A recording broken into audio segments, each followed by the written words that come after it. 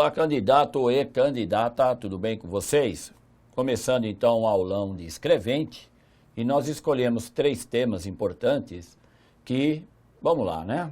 Há grande probabilidade de cair na prova. Então esses 3 temas eu vou trabalhar agora com vocês e espero que vocês gostem e depois faça aquela boa e velha pesquisa que eu sempre comento aqui. Então tá aí, atualidades com o professor Marcos. Primeiro assunto que nós vamos falar, Estado Islâmico, lógico. Então você tem aí a bandeira do Estado Islâmico. Estado Islâmico é um novo grupo do extremismo fundamentalista. Cuidado com essa palavra, viu, candidato? Ó, vamos lá, vamos dar uma grifadinha nela aqui, ó. Fundamentalista do Oriente Médio. E uma das mais novas consequências da Primavera Árabe, que é outra coisa que você tem que dominar. Iniciada em 2011, nasceu dentro da Guerra Civil da Síria, como uma milícia local e do contexto da intervenção militar americana no Oriente Médio. Então, candidato, é assim. O Estado Islâmico ele é o mais famoso, mas também o mais novo grupo radical, terrorista, que hoje existe no cenário internacional.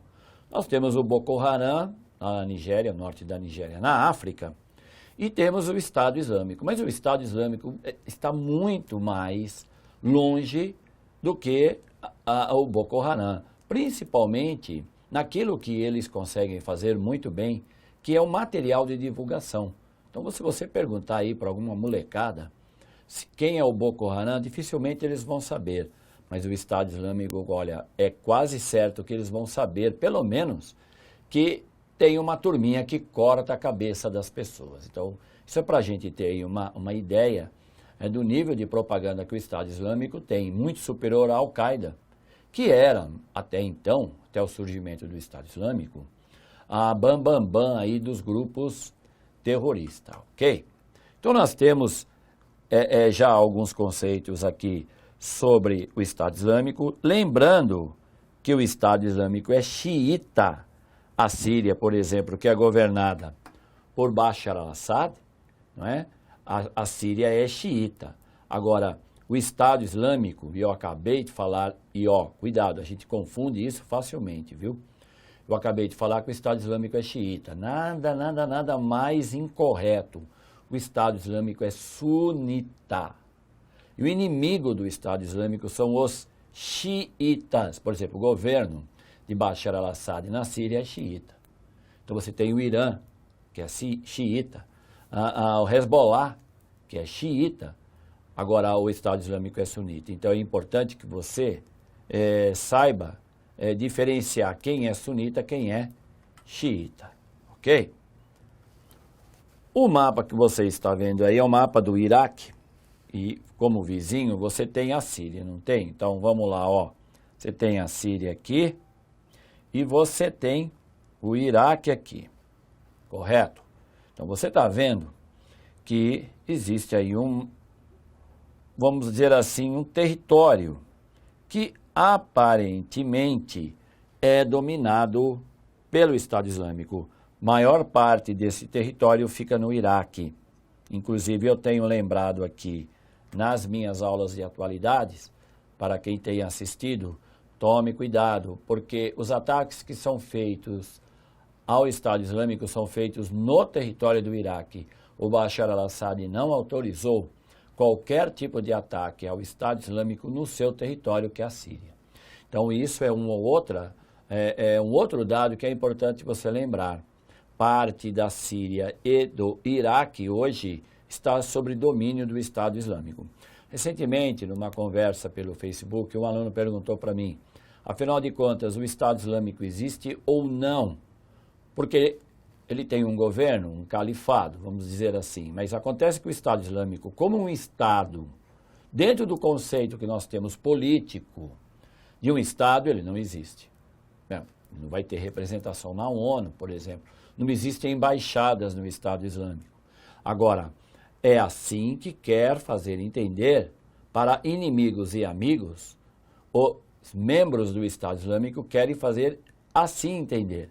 Nós fundamos um califado, que são duas palavras quer dizer, o Estado Islâmico e o Califado, que você tem que lembrar que para os membros desse grupo terrorista é a mesma coisa, tá bom?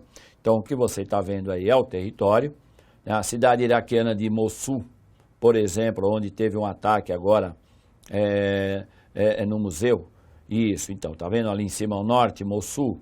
Isso, então, isso são aparentemente, pelo menos, né, o domínio do Estado Islâmico. O Estado Islâmico, em junho, no começo de junho de 2014, lançou várias ofensivas no norte e oeste do Iraque.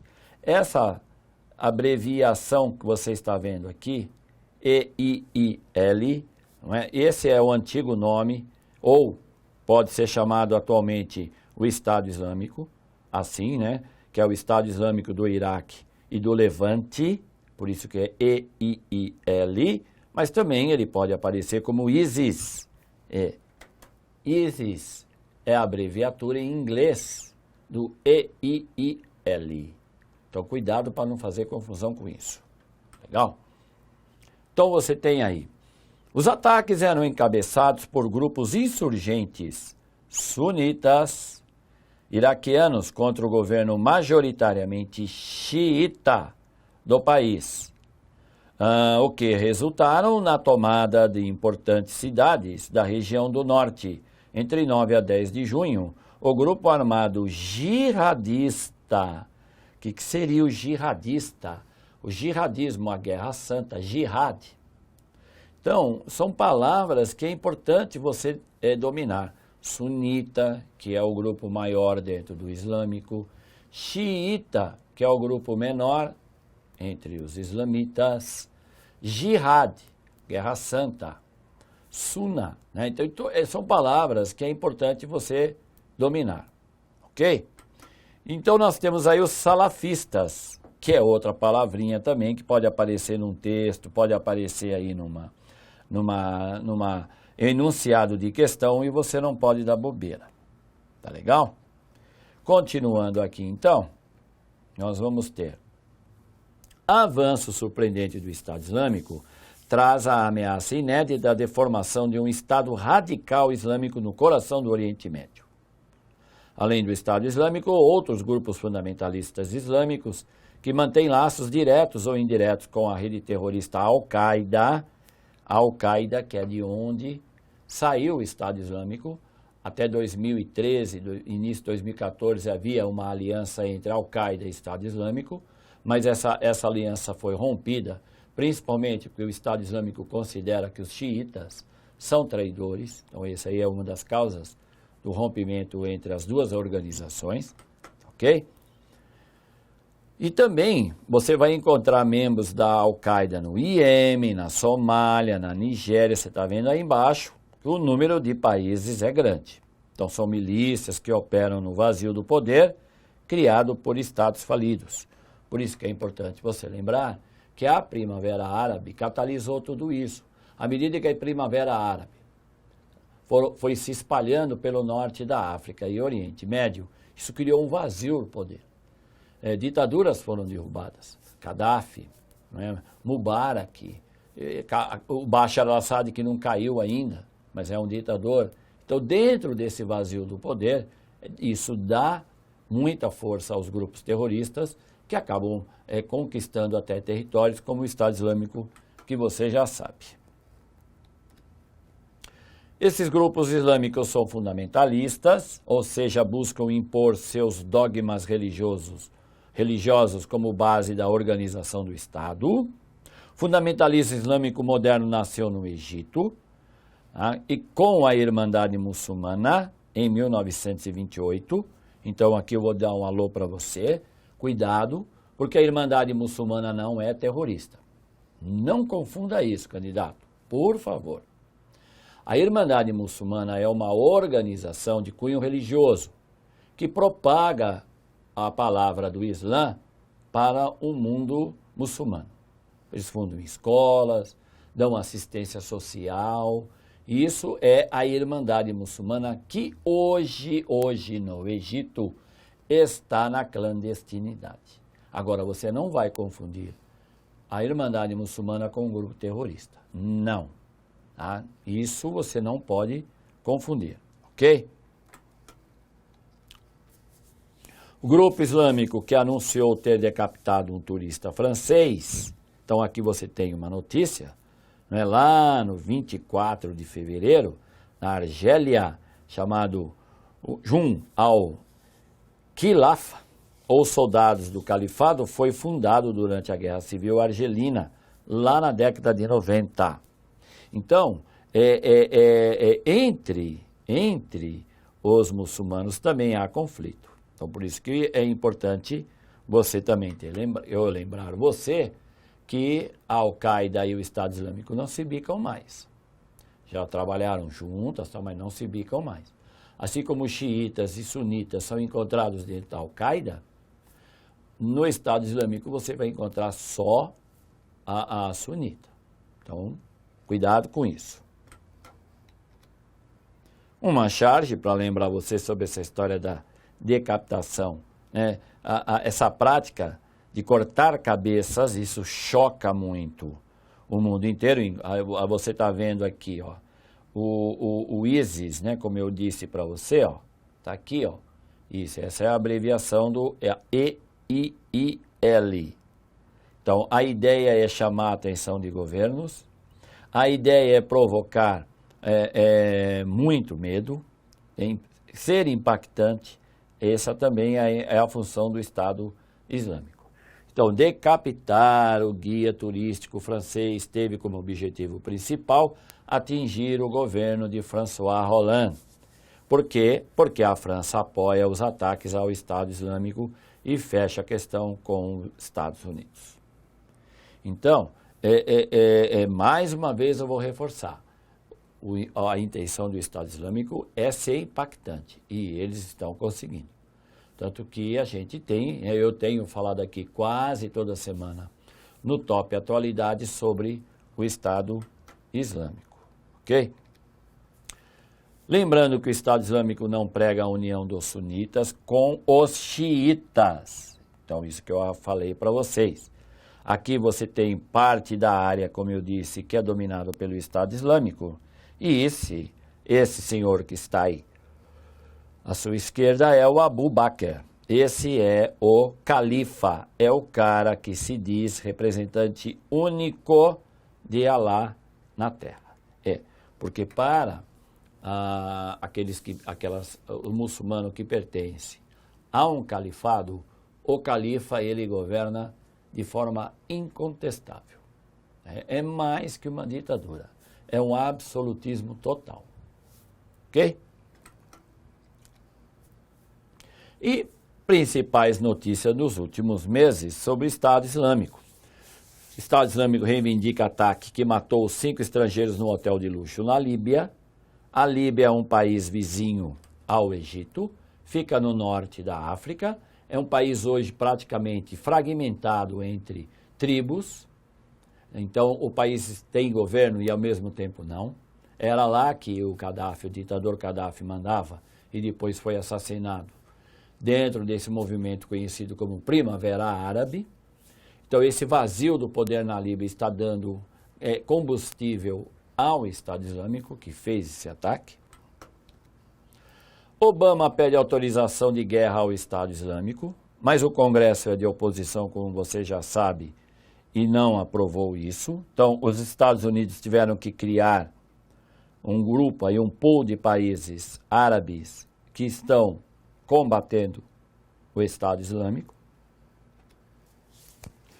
Embora o projeto tenha apoio entre legisladores republicanos, argumentam que os poderes dados pela autorização seriam limitados demais. Então, é lógico que tudo isso faz com que a gente reflita sobre esse problema. O Obama, mesmo que ele queira combater o Estado Islâmico, ele vai ter dificuldade, porque o papel da oposição é esse mesmo, é fazer oposição. É lógico, a não ser que os Estados Unidos seja atacado pelo Estado Islâmico, coisa que no momento é muito difícil. Tá? A Al-Qaeda foi muito mais inteligente ao elaborar um ataque, já que usou aviões comerciais, como você já sabe, mas o Estado Islâmico está longe de organizar algo tão bem elaborado assim, que levou anos, não é? Outro detalhe importante foi a morte, né, do ex-piloto jordaniano que foi queimado vivo, tá? O Muaz al-Kassabesh. Isso criou aí uma grande comoção no mundo inteiro, porque foi tudo muito bem filmado, com efeitos especiais e tudo, para causar aquilo que já falei para vocês, ser impactante. Outra situação que aparece no Estado Islâmico é a destruição de peças arqueológicas do museu, né, lá no Iraque, de 3 mil anos atrás. Então, eles estão destruindo essas estátuas porque consideram isso uma adoração a imagens. Então, isso aí é importante você também depois pesquisar, ok? Próximo assunto, você já está vendo aí, é a União Europeia, a zona do euro. São 28 membros, não é? 18 deles estão na zona do euro. Isso quer dizer o quê? Dos 28 países que compõem a União Europeia, só 18 podem usar a moeda euro. Eles já passaram por um processo de adaptação a uma economia neoliberal que é aplicada pelo maior bloco econômico do mundo, que é o euro. Então, nós temos 28 países, 18 utilizam o euro. Existem várias diferenças entre esses países, existem aqueles que são periféricos e os centrais, né? Os centrais nós temos a Alemanha, que é a maior economia da União Europeia, seguido do Reino Unido e França. Depois você tem aí uma Itália, uma Espanha e por aí vai. Mas existem os países mais periféricos, ok? A União Europeia não vem bem desde a crise de 2008, então nós temos aí as pressões nos mercados financeiros há tempos, especialmente a zona do euro. O período de boom ou de bolha anterior havia ocultado mazelas de várias economias que tinham adotado a moeda única europeia e até mesmo encorajado o aumento do ritmo dos gastos públicos. De quem que você vai lembrar, hein, candidato? É da Grécia. A Grécia foi um país que fez exatamente isso que está sendo dito aqui. Pegou dinheiro emprestado à vontade, não fez nenhuma concessão, né, ou um projeto para diminuir o gasto público do governo. Pelo contrário, dobrou esse gasto. E aí, quando veio a crise da bolha imobiliária, o que aconteceu com a Grécia? Praticamente o país quase faliu. Então, é o que está sendo lembrado neste texto aqui. Restrição dos créditos bancários atingiu os países bálticos, como Lituânia, Estônia e Latvia. A Islândia, que tinha alta dependência dos empréstimos de bancos internacionais e, sobretudo, europeus. Aqui você está tendo, ó, eu vou até grifar. Vamos lá, ó. PIGs, quer dizer, então, economias porcas. Quem são os PIGs? Portugal, Itália, Irlanda, Grécia e Espanha. São as 5 piores economias do bloco União Europeia. Ok? Tais países inundados de capitais estrangeiros e com um crescimento econômico muito acelerado, a partir do início da década de 90, sofreram um forte impacto da crise financeira. Então, nós temos aí o Fundo Monetário Internacional, não é? Que está pela União Europeia, foi-lhes prescrita pelo Fundo Monetário Internacional e pela União Europeia uma política econômica de deflagração. E por quê? Porque precisa cortar gastos. Novamente, aí nós temos os PIGs, como você está vendo aí no meio. Então, há uma grande disparidade entre países da União Europeia. Por exemplo, de uma ponta a Alemanha, que é de longe o país mais rico da União Europeia. Na outra ponta, uma Romênia, uma Bulgária, uma Hungria, que são considerados até países pobres dentro da realidade da União Europeia. Principais notícias nos últimos meses, nós vamos ter a esquerda radical, junto com a direita, que venceram as eleições na Grécia. Então, depois houve até o temor de que o novo presidente, né, o Syriza, na Grécia, o líder Alexis Tsipras, fosse tirar, ou quisesse tirar a Grécia da União Europeia, o que não aconteceu.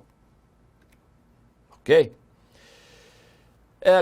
A Grécia e o Eurogrupo fecham um acordo sobre ajuda financeira. Então, isso que eu acabei de falar para você, quase, pelo menos, né, o atual presidente, o Tsipras, Alexis Tsipras, ele havia prometido em campanha, se ganhasse, ele tiraria a Grécia da zona do euro. Lógico que ele não vai fazer isso. Primeiro que isso não é possível, não é previsto na Constituição da União Europeia um país sair. E segundo, que agora que ele chegou ao poder, é lógico que ele vai dizer que não foi bem assim que eu falei. Mas teve aí um fato, que é esse que você está vendo aí, um acordo entre Eurogrupo e Grécia, que realmente agradou Tsipras. Então, parou com essa história de saída da Grécia da União Europeia. O nosso próximo assunto é a água. Por quê? O último domingo agora, dia 23, de março, foi o Dia Mundial da Água.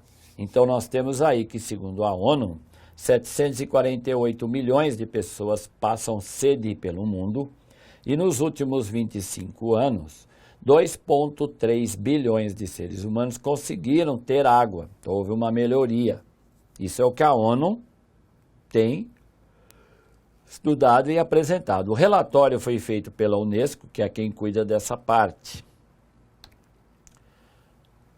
Nós temos aí, então, a portuguesa Catarina de Albuquerque, vice-presidente global da ONG Água e Saneamento para Todos, diz que as melhorias se deram de forma localizada, principalmente na China e na Índia. Mas 1.400 crianças morrem por dia por não ter acesso à água potável, né? Água tratada. A causa da seca no Sudeste, que lógico, eu tenho que falar um pouco disso aqui para você, porque afinal de contas está aí um assunto que também pode cair numa prova, não é? Essa seca, nós aqui estamos indo para o final do mês de março já. O nível do sistema Cantareira melhorou, subiu, porque tanto fevereiro quanto março foram meses que choveram bem.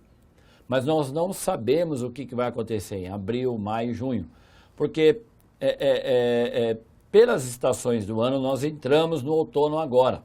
O outono no Sudeste é muito seco e o Sudeste é hoje uma região que tem muita carência de água. E aí, se a gente entrar num período longo de estiagem, provavelmente o que o sistema Cantareira andou ganhando nos últimos dias, ele vai perder tudo.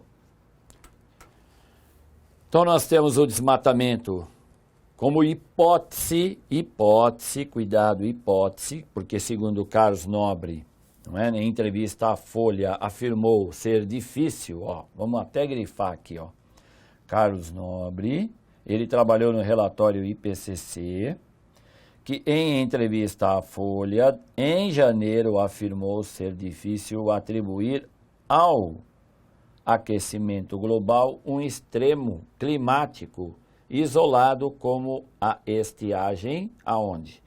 No Sudeste. Ok? Primeira pegada científica, porque existem aí duas teorias sobre essa história da estiagem aqui no Sudeste. Duas. A primeira delas você está vendo aí, Primeira pegada. Esses rios voadores, que seriam as grandes nuvens que se formam na Amazônia e entra pelo centro-oeste e sudeste, então, isso é chamado de rios voadores. Pois é, o desmatamento pode ser que não tenha nada a ver com a alteração do ritmo desse rios voadores. Pode ser. Então, nós temos essa água extraída pela raiz. Aqui você vai ter, olha, como é explicado aquilo que nós chamamos na aula de geografia, de climatologia, de ciclo das águas. evaporação do oceano, vira nuvem, chove no continente, infiltra, vai para o rio e o rio vai para o oceano. Então, isso ajuda a processar a água, a limpá-la. Então, esse ciclo, ele, segundo alguns cientistas, está sendo abalado por causa do desmatamento da Amazônia. Tá bom? Muito bem. A segunda pegada, vamos a ela aqui, ó, científica, é a bem estabelecida relação entre a perda de cobertura florestal e a diminuição das chuvas. Isso foi medido em vários locais, naquele 18% da Amazônia brasileira já devastado. Tá? Agora, é lógico que você tem que ficar esperto com o seguinte, não é, candidato? Tem chovido, não é só o Sudeste que está com problema de falta de água, para variar, regiões do Nordeste também tem, mas nas últimas semanas, pelo nível de chuva, como eu disse já, houve uma melhoria no nível da represa. Agora, cuidado, porque nós ainda não estamos longe do colapso. Não. Porque, como eu lembrei agora há pouco, estamos indo para uma estação do ano que é marcada aqui no Sudeste pela falta de chuva. Ok? Relatório mostra os extremos da distribuição de água no Brasil. Desses 5.565 municípios brasileiros, Baraúna está no último lugar, enquanto que Águas de São Pedro está em primeiro lugar, ou seja, enquanto tem um lugar que tem muita água, o outro lugar tem pouco. O programa para ampliar a oferta hídrica tem baixa adesão, que isso é feito pelos fazendeiros, eles aderem a esse programa do governo e começam a plantar árvores nativas, a cuidar melhor do assoreamento dos rios, plantar essas árvores ao longo das margens dos rios, cuidar dos mananciais, das fontes. O que acontece? Há uma grande melhoria na qualidade da água e na quantidade. Mas esse programa, como você está vendo aí, criado há 14 anos pelo governo federal, houve muito pouca adesão. Muito pouco. Sobre o sistema Cantareira, é importante você saber, né, nasceu nos anos de 1960 com represamento da bacia do rio Piracicaba. É o maior sistema de águas aqui do Brasil, mas tem passado apertado por causa dessa história da estiagem. Em fevereiro de 2014, a Sabesp anunciou um programa de descontos válidos de fevereiro a setembro para incentivar a redução. Né? Aí nós temos aqui embaixo, ó, vamos lá, em 18 de março vamos ver aqui, ó, peraí. Em 18 de março, ó, aqui, quadrinho que eu estou fazendo, ó, então, nós temos, vamos grifar que é melhor, né? O governador de São Paulo, Geraldo Alckmin, pediu autorização para retirar água do rio Paraíba do Sul. Você sabe onde fica o rio Paraíba do Sul? Candidato, não sabe? Vai lá dar uma olhadinha no mapa que faz bem, viu? Então, e essa é uma briga porque o rio Paraíba do Sul é federal. Mas, apesar do Rio de Janeiro ter chiado muito, parece que as coisas estão resolvendo. Então, setores da indústria reduzem o consumo. Né? Então, nós temos aí exemplos da Ford, da Volkswagen, da Mercedes-Benz em São Bernardo do Campo. E para a gente aí fechar, tem o sistema de aquífero Guarani. O que é o aquífero? O aquífero é uma água subterrânea. É calculado que essa água do aquífero Guarani, que é o maior reservatório de água doce do mundo, que pega aqui parte do Sudeste, Sul e Centro-Oeste do Brasil, além de parte do Paraguai, do Uruguai e da Argentina, então por isso que é chamado também aquífero do Mercosul. As pesquisas deram que é uma água de excelente qualidade, mas que pode acabar um dia. O aquífero Guarani teria começado a se formar há mais ou menos 245 ou 144 milhões de anos. Então você tem aí uma pequena e um resumido, né, histórica geológica do aquífero Guarani, porque é um lençol de água subterrânea que está a 5.000 metros de profundidade. E alguns dados sobre a água que são interessantes, como por exemplo, 2,5% da água do planeta doce, né, é doce, e 67% dessa água é congelada. O Brasil possui 12% de toda a água doce superficial do mundo. A indústria utiliza 91 litros de água para produzir 500 gramas de plástico. 10 litros de água são necessários para produzir uma folha de papel. Pecuaristas gastam 15.000 litros de água para produzir 1 quilo de carne. Então isso é revelador. E as últimas notícias dos últimos meses. O protesto em Pinheiros teve como alvo o governador Geraldo Alckmin. Como você está vendo aí, tem pouca gente. O protesto reuniu cerca de 200 pessoas, segundo a PM. Os grupos carregavam faixa com frases e com questionamentos à Sabesp. Por que a Sabesp, não é? A Sabesp é porque é uma empresa estatal aqui da cidade de São Paulo e ela, segundo o governador, tem dado prejuízo. E olha, acabou vazando que os acionistas da Sabesp tiveram gordos lucros. Então essa história não está bem contada. Esperança contra a crise de água em São Paulo, a Billings é caixa preta de poluição. Então isso aqui eu já te adianto, que o governo do estado, tudo indica, está desistindo de buscar água na Billings para abastecer o sistema Cantareira por causa do custo. Ok? E análise realizada a pedido da Folha pela bióloga Marta Marcondes, na Universidade Municipal de São Caetano do Sul, apontou a concentração de coliformes fecais 100 vezes maior do que a estabelecida pelo CONAMA. Então, essa qualidade da água, boa parte dessa água que nós tomamos está dentro disso que está sendo dito aqui. Por causa do volume morto, que é um lugar que tem na represa que serve para segurar a água com metais pesados e químicos que ficam depositados ali no meio do lodo e depois é sugado e vai para o aterro sanitário. Então nós estamos tomando água do volume morto já faz um bom tempo. Lembre-se que o governador Geraldo Alckmin não quis admitir que há um rodízio, que há racionamento, porque isso pega mal para a imagem dele. Ele foi reeleito, como você sabe agora, no ano passado, né?